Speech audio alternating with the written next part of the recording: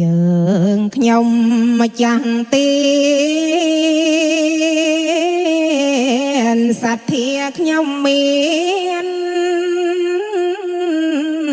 ដោយចិត្តជ្រាំងថ្លានាំយកទេយទា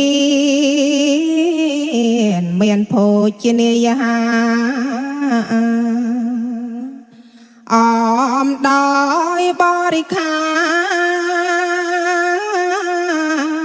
ប្រកេនព្រះសង្ឃភិក្ខុ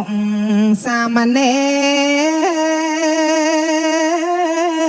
រសែនច្រើនម្ល៉េះទេជាង300អង្គកំពុងសិក្សាព្រះតីស្មោះត្រង់ចិត្តខ្ញុំដំរង់ប្រាសាទនាងខ្មៅព្រះសង្ឃគ្រប់អង្គ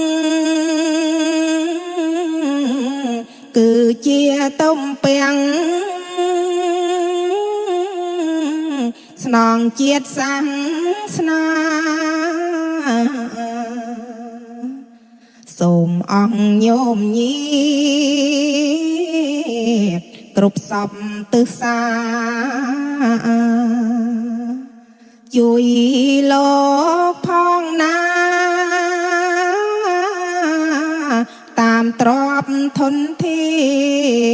នម្ចាស់គ្រូវុធីមានទូនាទីជាធំប្រធានជាចៅអធិការឲ្យពរម្ចាស់ទៀនពីគ្រប់មជ្ឈដ្ឋានបានសុខសួស្តី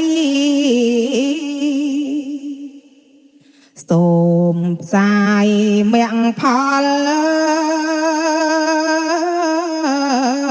បញ្ជូនទៅដល់ញាតិបុព្វការីដែលបានស្លាប់ទៅ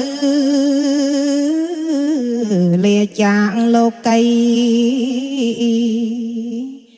កើតសុគាលីដូចឧទ្ទ